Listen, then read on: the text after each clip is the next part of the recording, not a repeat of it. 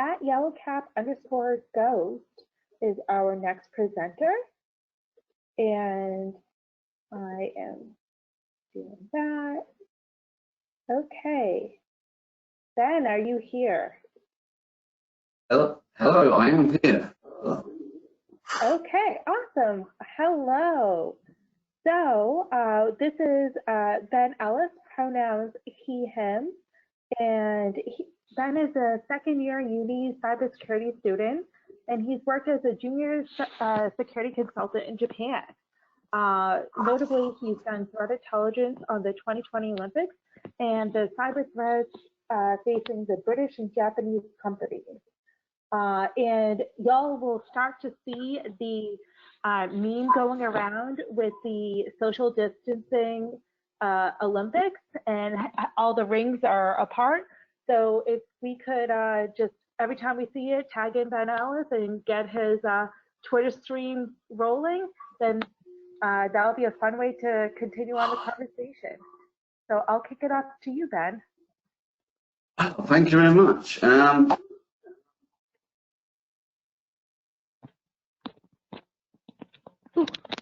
Oh my gosh. Oh, God, yeah. Sorry, that was so my fault. Are you back? Yeah, I was just watching it. It was just freaking out with me there. All right, let's get started then. I muted you in my web. All right, I'm leaving you today. There you go. We can ignore who I am, except for the fact that, yeah, I worked as a consultant in Tokyo last summer, and I worked for a Japanese bank in 2016 for a bit. So let's get into the nice part. Welcome to Japan.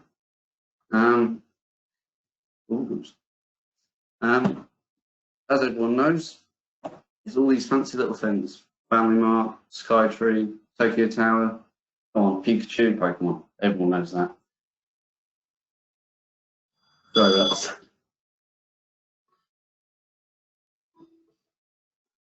let's just get on to the techie stuff. So as we all know, Japan is one of the tech kings in the world. It has quite close relationships with high security countries like the USA and the UK. It's also known for its work ethics in terms of the workforce, very strong-willed. So surely it's big on cybersecurity. Now, in my opinion, and this is all in my opinion, the state of cybersecurity in Japan is doomed. Now, let me explain why. First thing that I go straight to is Article 9 of the Japanese Constitution from World War II. The Japanese people forever announced their war as the sovereign right of the nation and the threat or use of force as means to settle international disputes, and therefore sea, air forces, as well as other war potential, will never be maintained. Now, for a lot of people don't realise that also means things like red teaming cannot be maintained.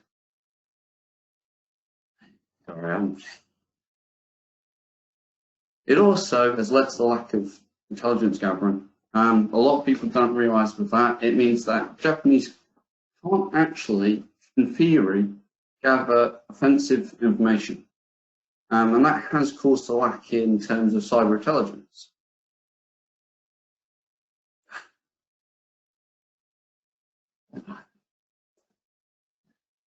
A quote from a colleague last summer was, "There is no insider threat, so we are safe." Now, this is a quote which he got from another fellow colleague of his working for another company.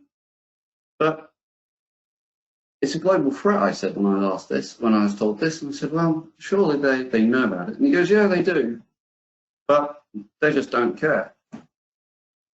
And actually, I want to ask everyone, does anyone know any Japanese hackers? Someone tweeted me this morning, and I was thinking about it, and I go, I've never actually thought about it, because it's never in the news. And actually, in terms of the scene, in terms of hackers, there is one minor thing, which is the underground. So when you go into the underground, the shady part of the world, there is a small section of forums, which are all Japanese. And the way they deal with cyber and the way they use it in terms of the hackers and malicious lot, all they do is buy malware. Because of this lack of offensive skills, which the country does not, well, now it does actually have, but originally did not have. They don't have the technical skills to make ransomware, viruses, Trojans, and it's led to a need to buy malware. So it can be sold from Russians, Koreans, Chinese. There is evidence of this. And the thing is another thing is Japan has a lot of money. There is a lot of money there. For example, crypto exchanges. Crypto exchanges are a good place to make money in terms of hacking. A good example is last summer. I think it's the 17th or 17th of July. Bitcoin and the crypto exchange in Japan was hit. I believe it was $32 million was lost. Originally, they believe it was Lazarus. I actually worked on it. But when you look at cybercrime in Japan, hacking is not common still. Why is that? Well, we can link this to their culture.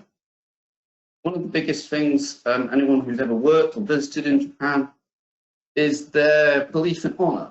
And then, it's the sixth virtue of the Sushi code, which is, losing face, which for the Japanese is something you must avoid. You cannot be, you can't be shamed. You should never be shamed. So surely, in terms of Japan, they should surely avoid being hacked. It's a big thing on a company to be hacked. If you ever see when a data leak or something goes wrong in Japan, there's always the great press conferences where they bow and look very sorry. And the media actually cuts into this. Media in Japan is very, very, very malicious in the way of they will use anything to get at them. So it's really dangerous for a company in terms of their reputation, customers, to make a mistake. So surely with them wanting to avoid it, well, what do you do in terms of being secure for cybersecurity? Well, you get guidelines and whatnot. Let's have a look at those. Policies, frameworks, and guidelines. Most of these are very basic because Japan's still slightly lagging behind, in my opinion. And one of the most key one which comes to mind is the Basic Act for cybersecurity, which is how the Japanese government responds to the global threat of hackers. It also describes how the concept of cybersecurity and defines the roles and responsibilities of the government and local governments and how the stakeholders are required to work with other companies and the whole nation. It also gives power to the National Security Strategy headquarters, which allows them to have power and to do something which we will go on to now, which is the IoTs. So if anyone keeps up to date with Japanese cybersecurity, they know about the IoT government hacks. So the government, in preparation for preparation of the Olympics, gave the National Institution of Information and Communication Technology the power to go and hack IoTs everywhere. I mean everywhere in the nation. And the way they did it was using default passwords, default usernames. But with all this preparation, why do I still see the scene as being weak? Cybersecurity is expensive. That's the first thing any CEO says in terms of Japan. And actually, this is a quote. Cybersecurity is an expense, not necessity. But in the UK, it's seen as an essential thing. We even have something called Cyber Essentials, which is required for every company to follow and have. So why, but Japan doesn't have it. So maybe that's a mistake. The other reason is they don't share their information. As you can see on the graph, Japanese companies are quite low at really sharing information compared to global companies. And this was done in 2016. But why is that? Why don't they share? 4 reasons given at the time was no adequate information sharing framework, concerns over how other companies would use personal information. The technology wasn't there to share it, and showing no trust with competitors. The other reason, in my opinion, which I think is more likely, is shame. Losing face. It's so much of their culture that it might affect it. Are these reasons valid? As you've just seen, I've thrown up a load of frameworks, which actually all cover the critical infrastructure in Japan and how companies work. I just realised I've blasted through this. Whoops.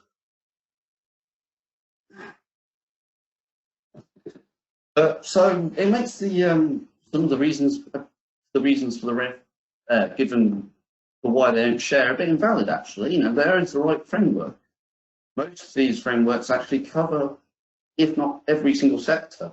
Banks and crypto exchange have the financial services. Car manufacturers have the auto ISAC. Most companies have the initiative for cybersecurity information sharing partnership. So, in my opinion, the reason why threat intelligence is not big in Japan is just down to losing face.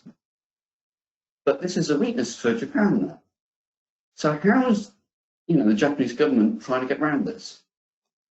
This is where Basic Act comes into power. The Second Amendment of the Basic Act on Cybersecurity meant Cybersecurity Council was established. The purpose of it is to enhance the information sharing between members of the committee and to promote cybersecurity.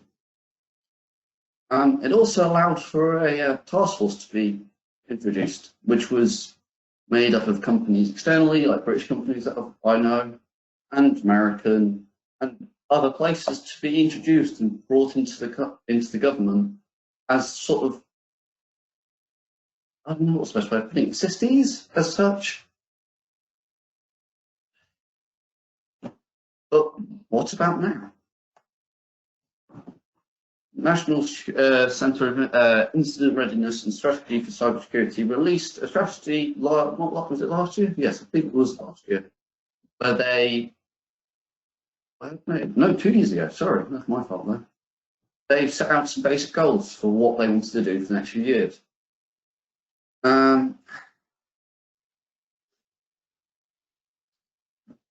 Which were aimed completely at promoting cybersecurity in companies and society. As you can see, the 3 goals are, I'm very, very sorry. But what about the future as such? Now, one of the measures in place is establishing educational measures. As seen in the UK and US, teaching people is an important key for having a secure nation and a strong cybersecurity sector.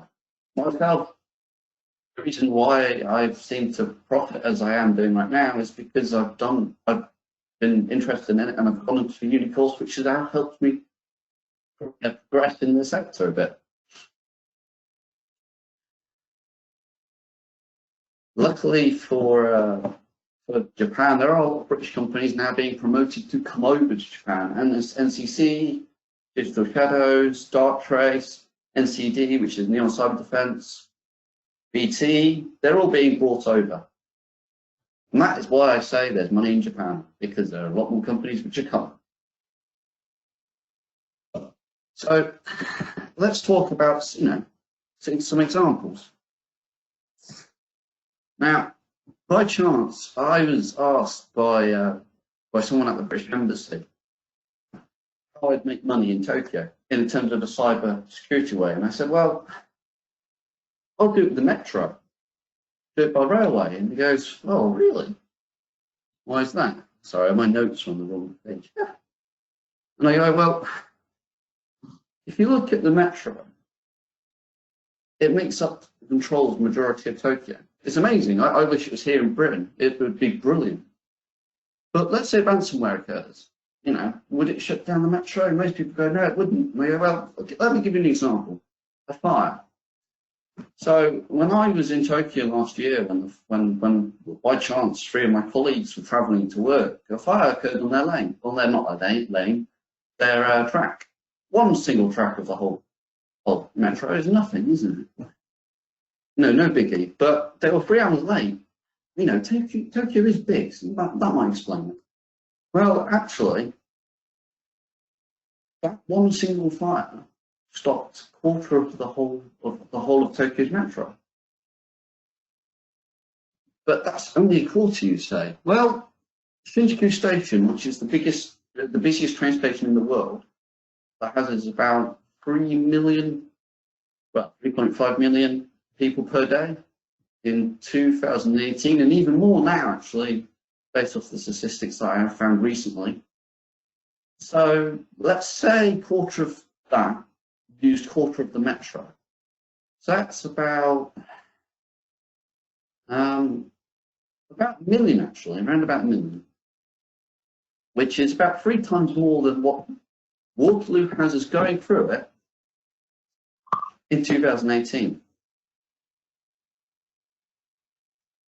I don't know why it seems to be that my audio is a bit missing there. Miss actually, apparently. Oh, sorry about that. Didn't realise that. I'll try and speak up actually. It might be because I'm in my kitchen and it echoes a bit. So, total shutdown of the metro would cause quite a lot of trouble for Tokyo. It actually caused it to completely stop. But people go, well, what about taxis? I heard taxis are amazing in Japan. And I go, yeah, they are. There's not enough. Then people go, what about the buses? The buses are basically a small van. I wish I actually had a photo of it. It's really, really small. They're very cute, actually. Do highly recommend you searching it up, actually. But why would people go after the metro? Well, there is money involved, but it's more for power.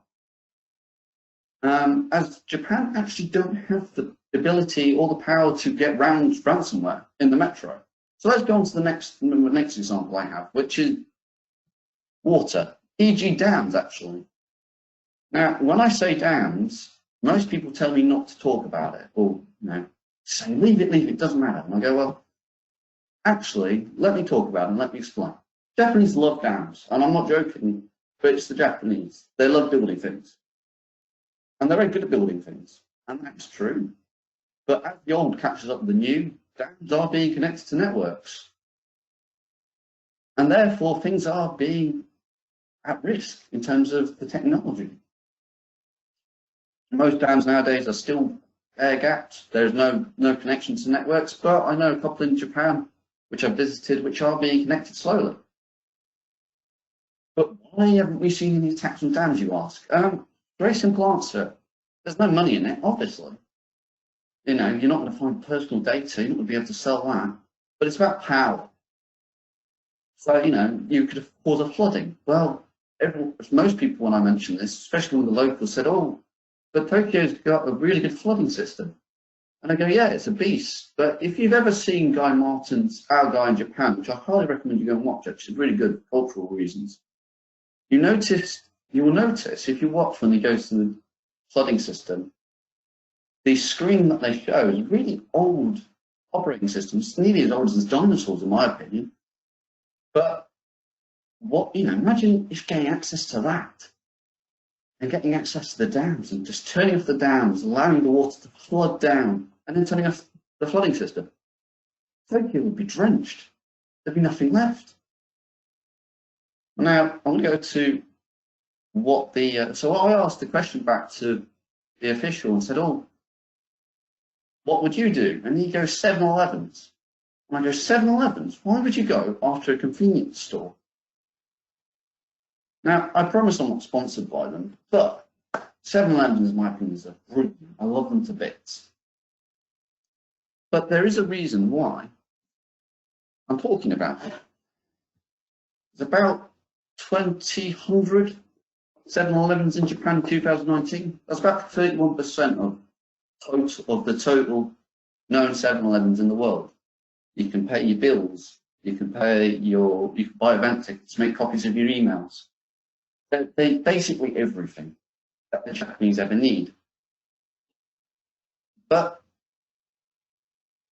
Why would you target them? Well, there's actually money involved in this. As you can see, not ATPs, ATMs are on the list. Oh, that's good. I use them actually. I regularly use them to get yen out of pounds. But let's say you target the app. Now, 7-Elevens do actually have an app, and it's really, really interesting. Because that was what the answer of the official was. He said, oh, I target the apps. So I could just give him a bit of money off. Or maybe even just steal the details. And that's brilliant. But surely it's not going to have much effect. And he goes, well, you know, there's about 5 deliveries per day for a 7-Eleven. And I go, oh. But then he goes, think about it like this. If you chop that down, most 7-Elevens are used for social services for elderly and for your daily food. You can get clothing from it. Let's turn that all off. Imagine that's not going to turn up every day for a week. 7-Elevens would be out of business. Family would take over. And there wouldn't be any Soba noodles. And this is where I leave this part of the talk and talk about food. So in this part, in this half, I'm going to talk about some Japanese food, a little bit of culture, and how to make these brilliant dishes as a uni student. When I ask most people what they think of Japanese food, they think of ramen, sushi, weird snacks, nice flavors. Well, weird, nice flavored Kit Kats. They are actually really good. I've got a load here. But this is PancakesCon, so we have to talk about pancake-themed things. And Soba noodles because it's in my title. But hey, let's start. Itamae. Yeah, sorry, my Japanese can be a bit off. Just because when I've been trying to learn it, it goes a bit haywire with other things I'm doing. The rulers of the kitchen, as I define them. The term actually does completely translate into in front of the chopping board, or the board, in reference to the chopping board. It isn't just a phrase, it is a title. It's a title that has to be earned. So why am I showing you restaurants? Well, this is where you earn them. So what makes it so special? Well, let's start talking about sushi chefs, for example. It's a very long journey, and it always starts off as being an apprentice. First job as an apprentice, preparing sushi rice. Most importantly, washing the rice. You do this, possibly you could do this for about 2 years on average, I believe it was, when I last checked. I actually was talking to an apprentice last year about well, I don't go to sushi places because I can't eat some sushi, but I was talking to a chap actually whilst I was eating another restaurant, and he turned out to be an apprentice. And I go, that's extraordinary. Why this long? Why do you do it for so long? And he goes, well, I haven't got it perfected yet. They will keep doing it until the senior chef is happy with it daily. And it has to be daily. And then they get promoted to do the fresh ingredients. And by chance, I can't say this word. I've tried multiple times before doing this talk, and I just struggle with it. I'm not going to butcher it, but I'll translate it for you. It translates to basically next to the board, because that's where they are. They are sat next to the board, prepping the fresh ingredients, cutting the sushi, not sushi, cutting salmon, trout, grating ginger. Sorry, I'm lagging a bit here. But eventually, the chef, the apprentice, will start preparing food for clients for a takeaway, and they'll even start learning how to interact with the customers by watching the senior chef. And then for another few years, for about 3 years, I believe it is, you then become the senior chef. You get the authorization to stand in front of a chopping board. And you think about it, you can be in your kitchen doing chopping board now. You know, right in front, you chop away. And that is something which the Japanese have to learn. And it's not just Japanese. If I went over there and I wanted to do a pre-apprentice, it's something that can be earned for foreigners, and people don't realise that. Some people argue with me on this, but there's a reason why I bring it up, is because some other titles can't be earned by foreigners. This is one of the very few which a foreigner can earn. Now for the stars of our show, and as such. Fluffy Japanese souffle pancakes. ominokiyaki, and super noodles, panko soba style. I'll get to that one in a bit. Brunch, anyone? Japanese souffle pancakes are delicious. They are basically pillows. But what are they different from any normal pancake? Well, it's all about the eggs. It's a souffle. I'm not going to talk about the whole recipe. I do actually have a recipe in 2 parts. This is quite a long one. But the reason why I'm not going to talk about it is because I don't want to run out of time. But I will show you some tips, and I'll also talk about the unique things about them. First thing straight away is killing your egg whites. Most people, especially in the US, say, no, bring them up to room temperature. Actually, in Japan, they don't. They want to keep it chilled. So a lot of Japanese eggs use chilled egg whites for the meringue. Yeah, a bit of an intriguing one. And also, it allows them to not need tartar, cream of tartar, which, to be fair, is quite nice. I don't have tartar. I'm a student. I don't purposely buy things which I might not use again. Another thing which is on the recipe I've got there is electric mixer. I'm a student. I definitely don't have one. But you can do it by hand. It's quite simple. When you first start doing it, you want to go back and forth, back and forth, back and forth until it starts going foamy. Then you do vigorous circles, motions, until it's got its peaks. It's lovely, lovely peaky mountains as such, as my mum used to put. Excuse my title, I had to put this in. But the first tip straight away is you don't want your pancakes to be spotless. Right? Spotty, not spotless. You want them to be spotless. Do wipe away the excess oil. A lot of people don't do that. Normal pancakes, I highly recommend. I've just seen a question. Yes, I shall share them. Definitely will share them. I will suggest some websites. I shall suggest some websites to go to. I just highly recommend just search up fluffy pancakes, Japanese pancakes. There's tons of websites that do recipes. I will go through it later on. I'll try and remember some. Another thing is cook them slow, long, and covered with a lid on low heat. Reason why is think about it as a marshmallow. So when you're melting a marshmallow, it gets sort of squidgy on the outside, but hard in the centre. Now turn that the opposite way around. That's what a Japanese pancake can be like if you cook it on too much of a high heat. So it will cook on the outside, and you go, "It's great, it's ready." Open up and it's all squidgy. You don't want that. You want to cook it long and slow, so everything cooks at a good rate. The other thing, which a lot of people ask straight away, is how do you make them all stacked? Now, there are 2 ways of doing this. I haven't mentioned it on this one, but you can get a mould. Just get a mould or make your own mould. It's brilliant. But I don't really have the money to buy a mould, so I just do it the more traditional way in some ways, which is you do 1 scoop for a few seconds, let it cook, another scoop, let it cook, scoop.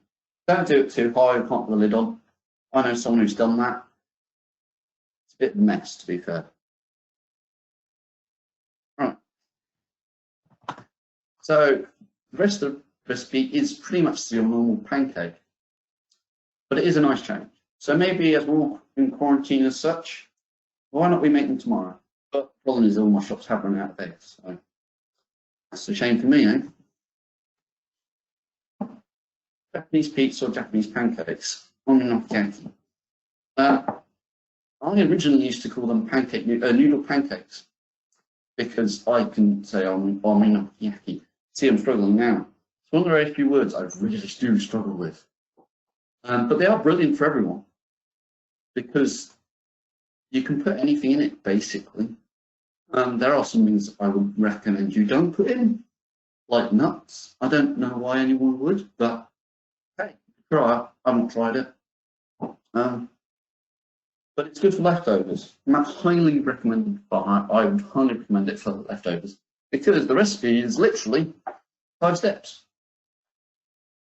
You can shorten it to 4, actually, in my opinion, but I've done it to 5 just to make it easier for everyone. You just prep your veg, and you cut them up into slightly more strips, so about that size or that size. Don't want to do them too big, or it will sort of be a bit wavy. And then you can throw it all in. Now, sometimes you can put noodles in it. So a lot of the time it's a noodle bed. I've not put noodles on this because I just realised I forgot to. That's my mistake. I did it off a recipe which doesn't do noodles. I've just realised that. Oh, damn it. Oh well. But you can just, I would recommend either Soba. Udon. Udon noodles would probably be the best one for this. The other one is egg noodles or ramen noodles. They work quite well as well, but udon, if you want the thick, squidgy sort of feeling of the noodles, they're really nice. It goes well with the actual sauce. I've done Worcester sauce because you can get almanaki sauce, but Worcester sauce is just cheaper in the UK and it doesn't cost me £3. But to be fair, you can get it at good prices. The other thing is actually when you've done it, and when it's traditionally, as you can see, they've done like a grid. It's good for children, and I do this for my brother. You can draw. What the Japanese traditionally do is they draw on the top of them. So children will draw like an anime character or weird symbol, and it looks amazing with mayo. If you've ever seen, I highly recommend actually search what a Japanese mayo bottle looks like, because they're not like a normal bottle, which is like that. It's sort of got like that, more of a like I don't know, like a hair. So it allows for more accurate drawing. Very good statement to say, but hey, and actually okonomiyaki is quite popular because of 2 main reasons. Firstly, normally it's traditionally prepared right in front of you and cooked right in front of you on a hot grid, not a hot grid, a hot plate. I normally go to somewhere. Well, I have a local place where I go to, which is brilliant, and they will do it right in front of me. You can watch the food sizzling, it's amazing. But first tip, don't try and flip it on the grid. It's not for you to flip, it's the chef. Hit me on that, please. Be respectful. The other thing is, it's quite easy to make, so it's quite traditionally found at street markets as well, street festivals. Quite easy to make, quite nice to eat. Excuse me, what? Soba? I'm Soba. I originally, when I first found out about these, I told it to my best friend. When we were teens, we both laughed about it.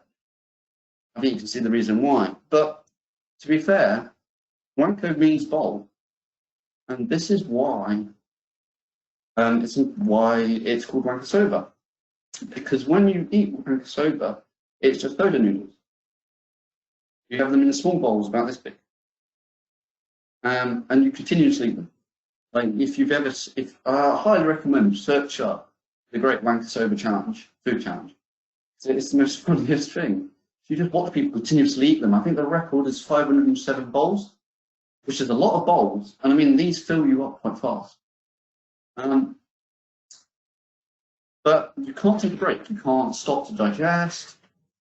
And to finish, and I mean, like the server will be right next to you. You don't go up and back.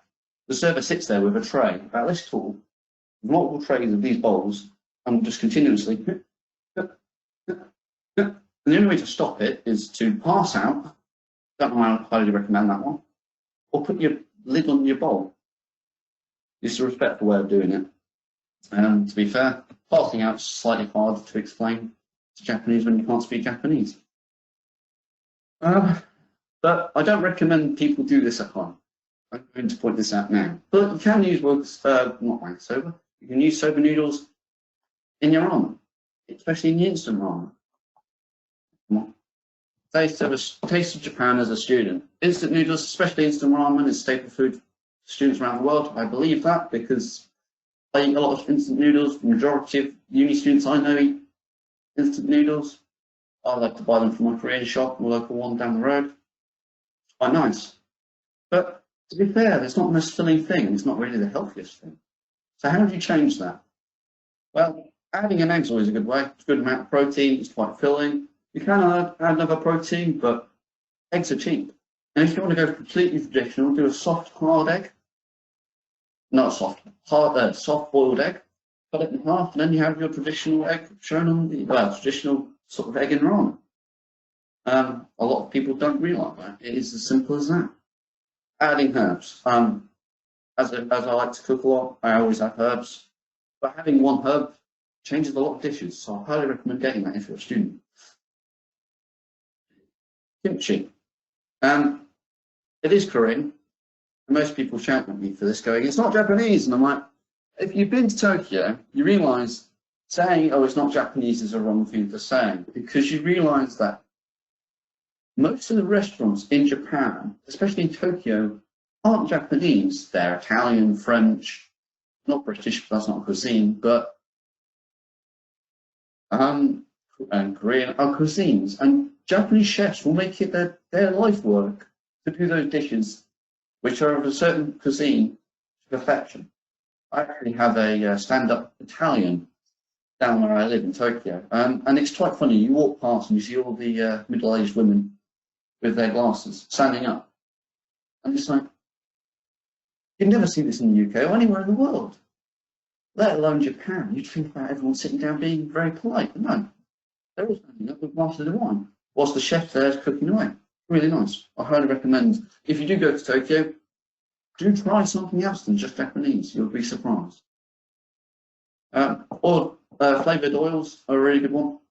Sesame oil especially. Ramen traditionally is quite oily. Well, depending on how it's cooked.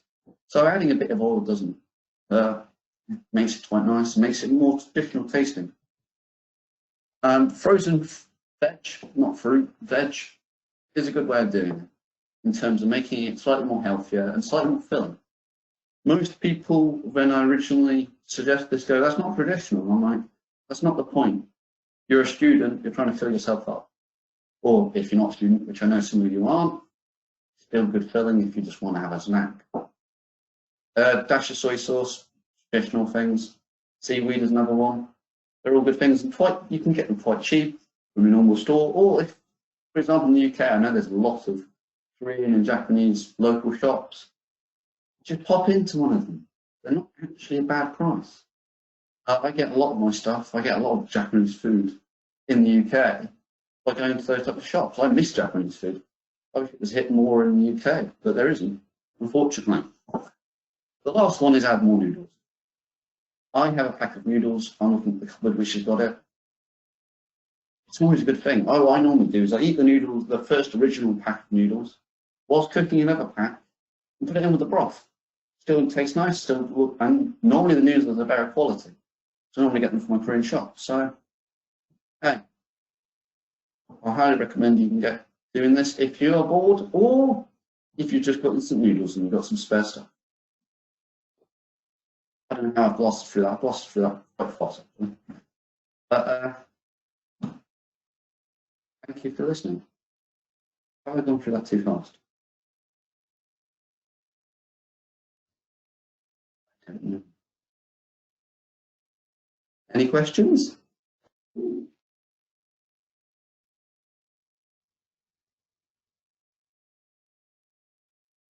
All righty. Well, thank you. That was amazing.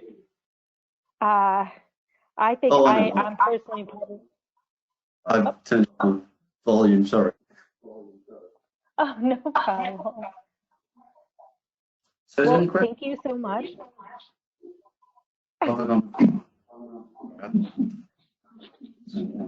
My fault. I don't see any questions, but one came in about your favorite, I can't pronounce this word, topping. Favorite topping? Oh, tempura. Tempura flakes, that's always good on. Even not mine, Soba. Walking out air.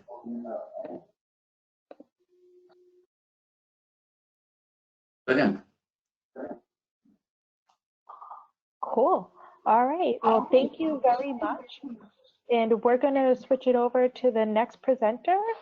And we got Devin Echoes Aura, sorry. So Gotcha. And give me a second.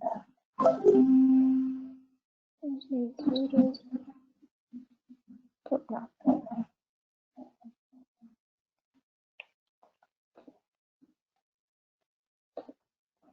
All right, and so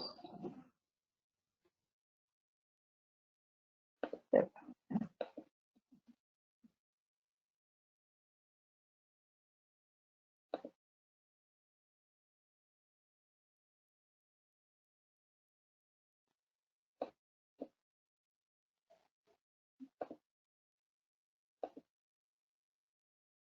All